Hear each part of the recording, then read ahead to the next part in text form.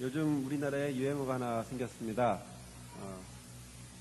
그게 뭐냐면 뭐뭐스럽다라는 그런 유행어가 하나 생겼습니다. 이 말이 전에 얼마 전에 노 대통령하고 검사들하고 서로 토론한 뒤에 이게 뭐뭐스럽다라는 유행어가 하나 생겼습니다.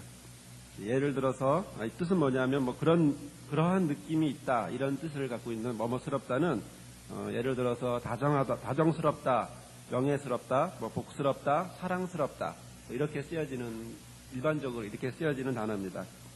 그러나 이제 이 뭐뭐스럽다라고 하는 단어가 그 토론 이후에는 좀 달리 바꿔서 표현을 하는데 예를 들어 검사스럽다 이렇게 표현을 한다고 그럽니다. 어떤 경우에 검사스럽다 그러냐면 논리 없이 자기 주장만 되풀이하는 사람. 그러니까 겉으로는 똑똑한데 실제로 얻는 거 하나 없는 사람이 검사스럽다 이렇게 얘기한다고 합니다. 반대로 그러면 노무현스럽다는 뭐겠습니까? 겉은 어리숙한데 다 챙겨가는 사람. 그걸 노무현스럽다 이렇게 표현한다고 합니다. 또 그러다 보니까 이런 풍자의 유행어가 있다 보니까 이제 여러 가지 사용을 하게 됩니다. 그래서 예를 들어 또 인재스럽다. 이 말은 이제 자기 자신이 약속을 어겨놓고 거꾸로 역정내는 사람을 인재스럽다. 또 몽중스럽다. 정몽준 씨죠. 몽준스럽다. 이 말은 고생은 같이 해놓고 끝에 가서 탁 틀어버리는 사람. 그래서 아무 효과 없게 만드는 사람을 몽준스럽다. 이렇게 말한답니다. 이런 가운데서 또 여기서 우리나라는 멈추지 않고요. 신조어가 계속 넓혀지는데요. 이라크 전쟁에 관련돼서도 하나 또 신조어가 생겼습니다. 그것은 부시스럽다. 부시 대통령을 놓고 해서 부시스럽다 이 말입니다. 어떤 경우에 쓰는 말이냐면 자기 고집만 내세우고 자기가 하는 건 무조건 선이고 남이 하는 건 무조건 악이다 이렇게 말하는 사람 그걸 부시스럽다 이렇게 이야기한다고 합니다. 그러면 반대로 뭐가 있겠습니까? 후세인스럽다 이러겠답니다. 이게 뭐냐면 아무것도 없는데 무조건 깡으로 밀고 나가는 사람 이런 사람을 후세인스럽다 이렇게 표현한다고 합니다. 자, 우리나라 사람들 상당히 똑똑합니다. 말 잘 만들어내고요. 역시 아담의 후손인 것 같습니다. 그래서 저는 이 스럽다라는 단어를 보면서 성경에는 과연 어떤 이런 경우가 있을까라고 해서 한번 찾아봤습니다. 스럽다, 스러워, 스러우니 이런 단어를 한번 찾아봤더니 많이 나옵니다. 없을 줄 알았더니 많이 나옵니다. 먼저 몇 가지를 말씀드리면 먼저 나쁜 의미로는 하와가 선악을 알게 하는 나무의 실과를 보면서 탐스럽다 이런 말을 사용했습니다. 그러니까 탐욕을 낼 때라는 말이죠. 그리고 디도서 3장 3절에는 전에는 우리가 죄의 자녀로 가증스러운 자였다 이렇게 되어 있습니다. 그러니까 옛날 우리의 모습은 어떤 모습이라는 겁니까? 가증스러운 사람이다 이렇게 성경은 말씀하고 있습니다. 그러나 좋은 의미로도 사용을 하고 있습니다. 이게 뭐냐면 예수님이 하나님과 사람 앞에서 더 사랑스러워 하시더라는 그런 스럽다라는 단어가 있습니다. 또 요한복음에서는 예수님이 기도하실 때에 아버지여 아버지의 이름을 영광스럽게 하옵소서 여기서도 스럽다라는 말이 쓰여지고 있습니다. 출애굽기 15장 11절에는 주와 같이 거룩함에 영광스러우며 라고 말씀을 하고요. 또 이 단어가 성전에 대해서도 함께 말을 하는데 시편에 보면 만군의 여호와여 주의 장막이 어찌 그리 사랑스러운지요 하나님의 성이여 너를 가리켜 영광스럽다 이렇게 말한다라고 성경은 말씀하고 있습니다. 성경에도 스럽다라는 말이 많이 나온다는 거죠. 저는 이런 스럽다라는 단어를 보면서 어떤 건 좋은 뜻으로 어떤 건 나쁜 뜻으로 사용되는 걸 보면서 저는 이런 생각을 해봅니다. 과연 우리도 어떤 쪽에 속한 사람이 되어야 될까? 과연 부시스러운 사람이 되어야 될까? 아니면 후세인스러운 사람이 되어야 될까? 아니면 정몽준스러운 사람이 되어야 될까? 그러나 성경을 통해서 본다면 우리는 사랑스러운 사람, 영광스러운 사람, 그래서 하나님 앞에 가증스럽거나 탐욕스러운 사람이 아니라 하나님 앞에 바로 설 줄 아는 그런 사람들이 되야겠다라는 그런 생각을 한번 해보았습니다. 저는 이 이야기를 들으면서 또 하나 이런 말이 저를 통해서 불려졌으면 하는 생각이 듭니다. 그건 뭐냐면 성경에서 착하고 충성된 종아 이런 말이 있습니다. 저를 통해서 하나님이 또 많은 사람들이 그런 칭찬을 들었으면 좋겠습니다. 반대로 악하고 게으른 종이라는 말보다는 착하고 충성스러운 종아라는 그런 칭찬을 들었으면 좋겠습니다. 이걸 말을 줄여볼게요. 이 칭찬을 길이가 너무 기니까 한마디 줄이면 제가 엄씨니까 뭐겠습니까? 엄종아. 우리 목사님이 김씨니까요. 김종아 목사님이 되시죠.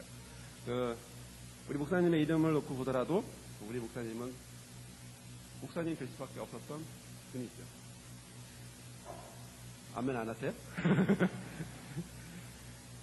자, 오늘 본문을 통해서 요한은 과연 어떤 스러운 사람일까 한번 묵상해 보려고 합니다.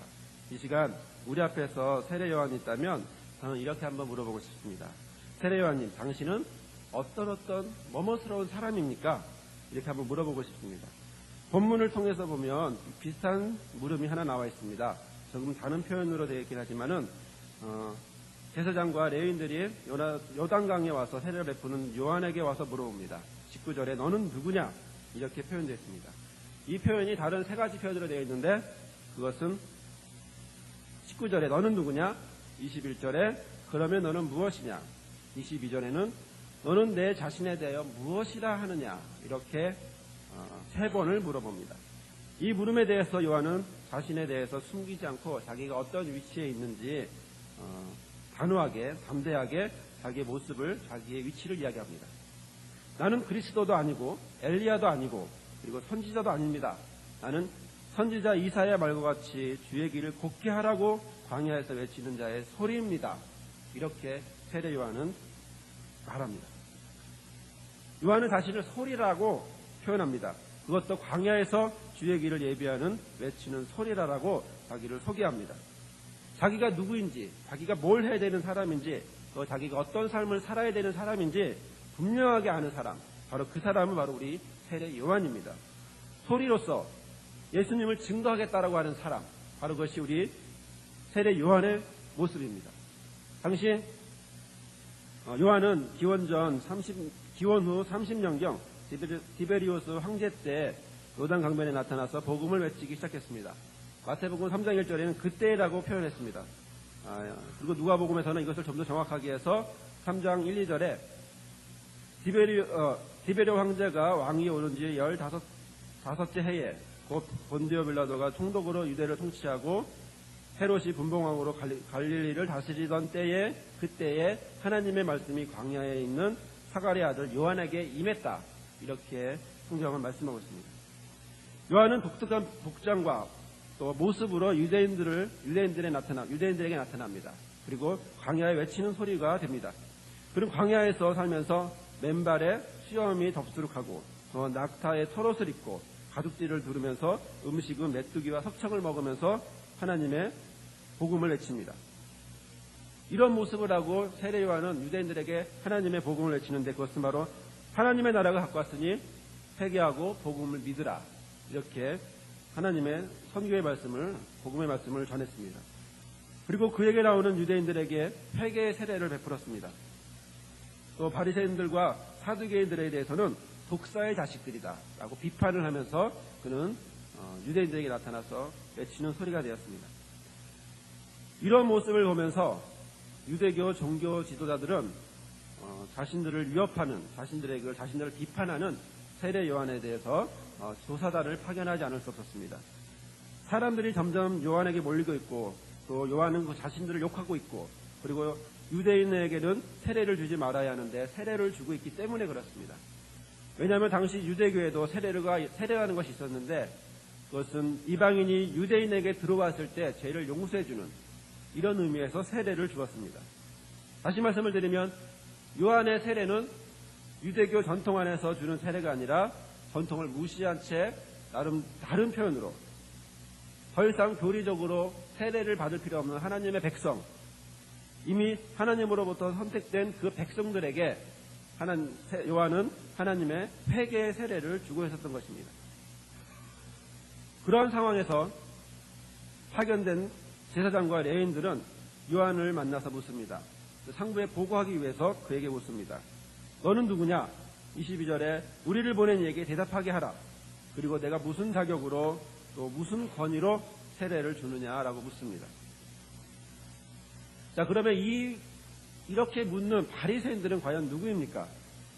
바리새인들은 헬라어로, 바리새인이라고 하는 말은 헬라어로 파리사이오스라는 말입니다.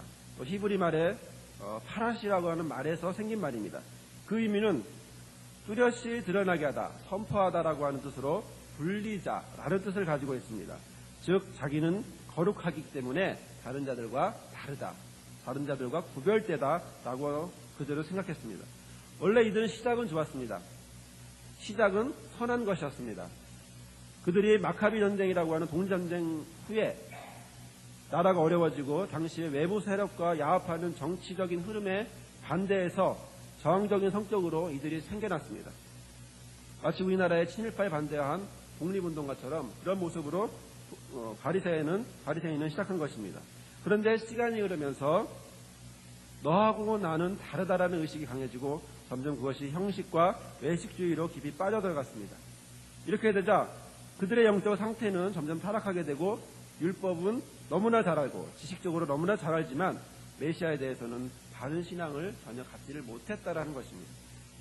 그들의 관심은 오직 교권과 관심에만, 권력에만 관심을 갖고 있었습니다. 마치 예수님을 아는 것과 예수님에 대하여 아는 것은 다른 것처럼 말입니다. 지난 수요일날 목사님 설교하셨던 말씀처럼 예수님에 관하여 아는 것이라면 그것은 머리로 지식으로 아는 것이고, 그와 반대로 예수님을 아는 것은 예수님의 인격을, 예수님을 닮아가기 위한, 예수님을 위해 헌신하고자 하는 그런 마음이 있는 것입니다. 이렇게 바리새인은 메시아에 대해서 율법적이고 지식적으로 자기 마음대로 해석하고 그렇게 메시아를 이해하고 있었지만, 세례 요한은 반대로 참 메시아가 어떤 분인지 그것을 분명히 알고 있었고, 그래서 광야에서 주의 길을 예비하는 소리가 되었습니다. 이런 상황 속에서 정반대되는 어려움 속에서 자기의 외침을 방해하고 있는 그 바리새인들의 방해 속에서도 요한은 광야의 소리가 되었습니다. 그리고 그런 사람들이 와서 하나님의 말씀을 제대로 알고 있지 못하는 그런 사람들이 와서 요한에게 물어보는 것입니다. 너는 누구냐? 너는 뭐하는 사람이냐? 너는 너 자신에 대해서 뭐라고 생각하느냐? 이렇게 물어보고 있습니다. 만약에 다른 사람들이, 세상 사람들이 저와 여러분에게 와서 너는 누구냐라고 말한다면 저와 여러분은 과연 뭐라고 대답할 수 있겠습니까? 다른 사람들이, 안 믿는 세상 사람들이 와서 너는 누구냐? 너는 뭐하는 사람이냐? 너는 너 자신에 대해서 뭐라고 말할 수 있겠느냐라고 말한다면 여러분들의 대답은 과연 무엇입니까? 혹시 자기 이름 대면서 저는 그냥 현석인데요 라는 표현처럼 그냥 자기 이름을 대시겠습니까? 성경에 보면 예수님도 이런 질문을 받은 적이 있습니다. 유대인이 예수님에게 와서 물어봅니다. 요한복음 8장 25절에 보면 내가 누구냐라는 질문을 합니다. 이럴 때 우리 예수님은 나는 예수다라고 대답하지 않습니다. 뭐라고 말씀하시냐면 나는 처음부터 너희에게 말하여 온 자니라 이렇게 말합니다. 다시 우리 표현으로 표현하면 지금까지 내가 말하지 않았느냐? 왜 굳이 또 와서 그런 질문을 하느냐라는 표현입니다. 우리는 예수님을 믿기로 한 사람입니다. 예수님을 본받고 예수님을 따라가려고 할 작정한 결심한 사람들입니다. 그렇다면 우리의 고백도 다른 사람이 우리에게 너는 누구냐라고 물어본다면 우리도 예수님처럼 그런 대답을 해야 되지 않을까 싶습니다. 우리도 요한처럼 나는 광야에서 외치는 소리다 라고 이렇게 외쳐야 되지 않을까 싶습니다. 세례 요한이 소리인 것처럼 우리도 소리가 되어야 합니다. 소리할 일은 무엇입니까? 소리는 가만히 있으면 아무것도 아닙니다. 침묵은 소리가 아닙니다. 소리는 무엇인가 나타내야 합니다. 그래야 소리는 살아있습니다. 그럼 과연 무엇을 증거할 때 소리입니까? 요한은 예수님을 소리로서 증거하는 것을 성경을 통해 볼 수가 있습니다. 소리라는 것은 다른 말로 증인입니다. 성경은 요한복음 1장 7절에서 8절의 말씀에 보면 이렇게 말합니다. 저가 증거하러 왔으니 곧 빛에 대하여 증거하고 다른 사람으로 자기를 인하여 믿게 하려 함이라. 그는 이 빛이 아니요 이 빛에 대하여 증거하러 온 자니라. 세례 요한은 증거하러 온 자다 라고 성경은 말씀하고 있는 것입니다. 이제 우리는 요한처럼 주의 길을 예배하는 소리이고 또 광야에서 외치는 소리인 것처럼 그가 그런 소리인 것처럼 우리도 그런 소리가 되어야 합니다. 그런 증인이 되어야 됩니다. 소리를 내지 않거나 소리를 내더라도 증인의 소리가 나지 않으면 그것은 참다운 소리가 아니라고 성경은 말씀하고 있는 것입니다. 그러나 오늘 성경의 말씀을 자세히 보면 그 빛에 증거하기 전에 우리에게 반드시 필요한 것이 하나 있습니다. 이것이 없다면 우리는 소리나 증인이 될 수 없습니다. 그것이 무엇입니까? 오늘 본문의 모습에서 찾아보면 그것은 바로 보는 것입니다. 보아야 소리가 되고 증인이 될 수 있습니다. 이 본다라는 것은 상상한다는 그런 뜻이 아니라 눈으로, 실제 내 두 눈으로 본다라는 겁니다. 오늘 성경의 본문의 말씀에서 후반절에서 보면 세례요한은 자기도 두 눈으로 두 가지를 보고 있습니다. 먼저요, 세례요한이 본 것은 자기에게 오시는 예수님을 쳐다봅니다. 세례 29절에 나와 있는 보고라는 단어는 헬라어로 블레포라는 단어입니다. 이 말은 눈을 통해서 본다라는 뜻입니다. 자세히 본다라는 말입니다. 즉 요한은 자기에게 오시는 예수님을 자기 눈으로 보고 있는 것입니다. 유대인의 눈에는 예수님이 그저 평범한 사람이었습니다. 자기들처럼 그저 세례를 받기 위해서 옆에 서 있는 그런 사람에 불과하지 않았습니다. 그래서 옆에 있는데도 전혀 그가 메시아라고 하는 사실을, 전혀 그가 그리스도라고 하는 사실을 전혀 알지 못했습니다. 그러나 빛에 대하여 증거하는 증인으로서의 세례 요한의 눈에는 그가 평범한 사람이 아니라 그의 눈에는 특별한 사람으로 보입니다. 그의 눈에는 예수님이 세상 죄를 지고 가는 하나님의 어린 양으로 그의 눈에는 보이는 것입니다. 둘째로 요한이 본 것은 성령이 비둘기같이 하늘에서 그에게 예수님에게 임하는 것을 보았습니다. 32절에 내가 보니 성령이 비둘기같이 하늘에서 내려와 예수님 위에 머물렀다라는 말씀이 있습니다. 여기서 본다라고 하는 말씀 역시 테데아미아라는 그런 테데아마이라는 헬라어로 표현하고 있는데 이 말 역시 상상이 아니라 육안으로 내 두 눈으로 똑똑히 본다라는 것입니다. 성령이 오시는 것도 다른 것으로 보는 것이 아니라 내 눈으로 가지고 있는 두 눈으로 본다라는 것입니다. 전에 들은 소식은 불확실할 수 있습니다. 자신 있게 선포할 수도 없습니다. 그러나 자기가 두 눈으로 보았다면, 내 눈으로 그것을 보았다면 그 두 눈으로 본 그것은 당당하게, 분명하게 말할 수 있습니다. 요한은 자기 두 눈으로 보았기 때문에 그것을 당당하게 증거하는 증인이 되고 바로 소리가 된 것입니다. 자, 사랑하는 성도 여러분, 여러분들은 지금 무엇을 보고 있습니까? 여러분들의 눈에는 지금 예수님이 어떻게 보이십니까? 그저 한 사람으로, 유대인들처럼 그저 옆에 있는 한 사람으로 보입니까? 아니면 세상 죄를 지고 하는 하나님의 어린 양으로서 보이십니까? 또 생활 속에 성령님이 비둘기같이 우리에게 임하는 것을 보십니까? 지금은 특별히 사순절 기간인데 사순절 기간은 예수님이 우리의 죄를 대신해서 지시는 것을 특별히 더 생각하는 기간입니다. 사랑하는 성도 여러분, 우리는 이 두 가지를 보아야 합니다. 그래서 증인이 되어야 합니다. 그렇지 않다면 세상 사람들이 와서 넌 누구냐라고 말할 때 나는 소리다라고 담대하게 말할 수 없습니다. 우리에게 오시는 바로 어린 양 예수를 보아야 소리가 될 수 있고 또 우리 생활 속에서 성령이 비둘기같이 임하는 것을 보아야 우리는 증인이 될 수 있는 것입니다. 저는 제 생활 속에서 이런 성령의 역사하심을 본 적이 보았습니다. 얼마 전에 친구를 만났는데 그의 입에서 기도해달라고 하는 말을 들었습니다. 저는 그 친구를 예전부터 알고 있었기 때문에 기도 부탁을 하리라고는 전혀 생각을 하지 않았습니다. 어떤 형을 만났는데 그 선배 형도 역시 제게 기도해달라고 하는 그런 말을 했습니다. 저는 그 이야기를 들으면서 이 친구에게, 이 선배 형에게 우리 하나님이 성령으로 비둘기같이 임하시는구나. 그래서 그가 입으로 고백하고 그가 전혀 기대하지 않았던 말, 나를 위해서 기도해달라고 하는 그런 말을 하는구나라는 것을 듣게 되었습니다.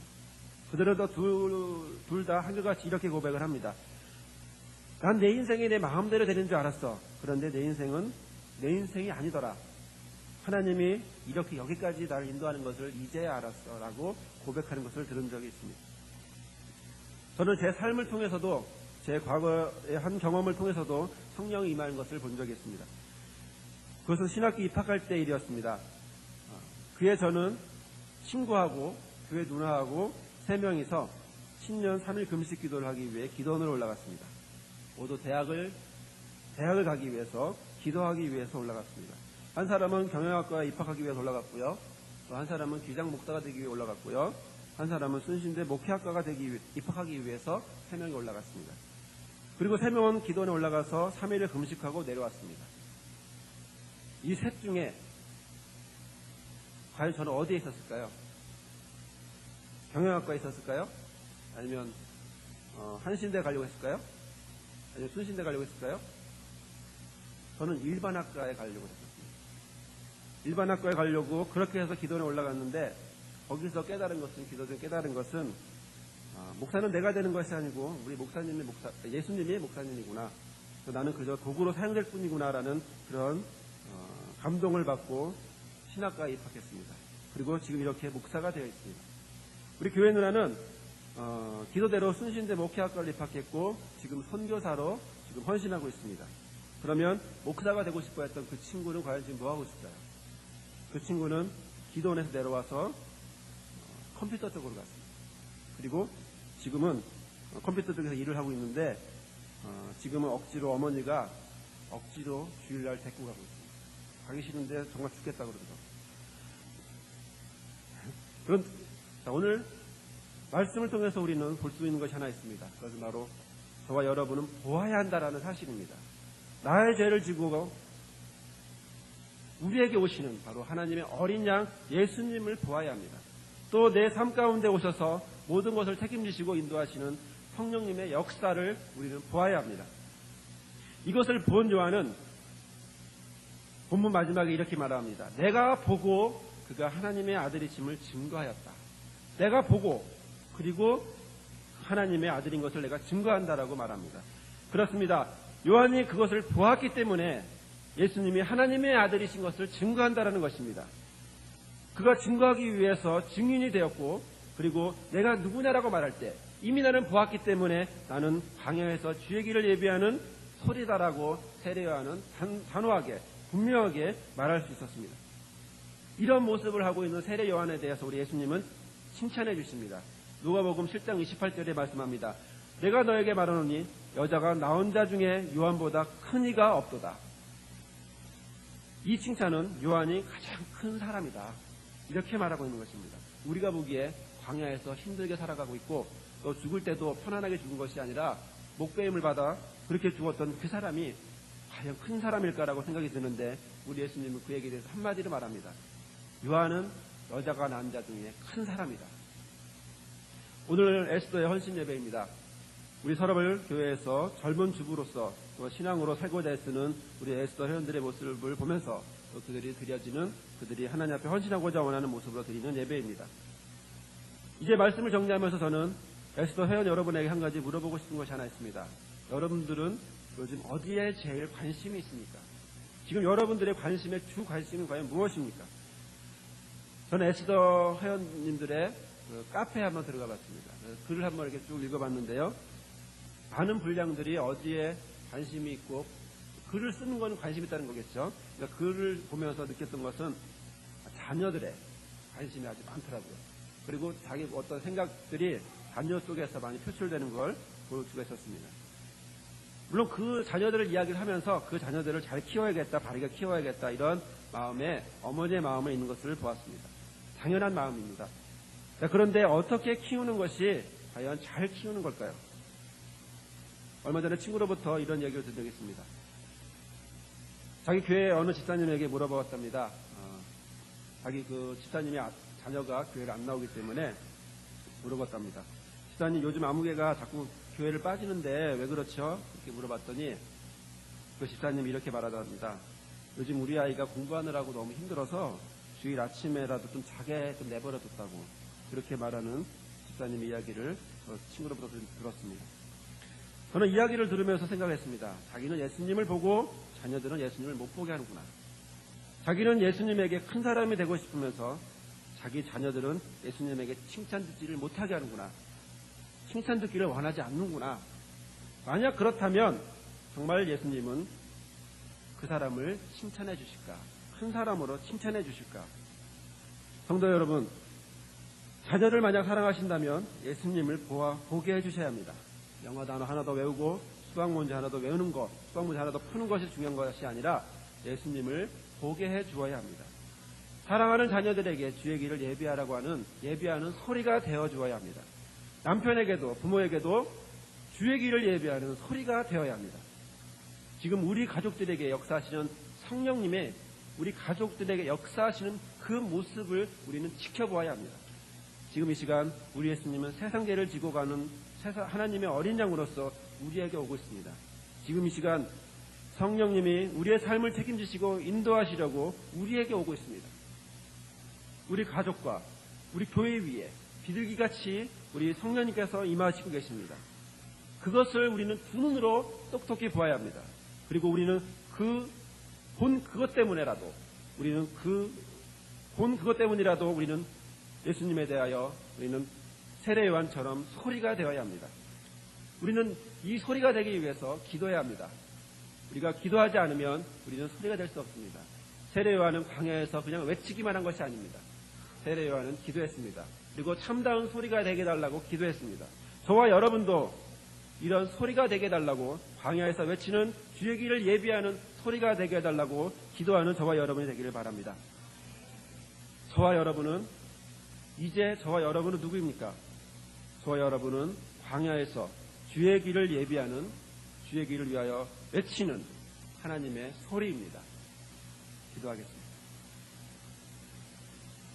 우리 다 함께 기도하실 때에 우리가 세례 요한처럼 담대히 하나님의 소리가 되게 해달라고 이 시간 기도해 주시고 우리 교회가 하나님의 소리가 되게 해달라고 기도하시길 바랍니다.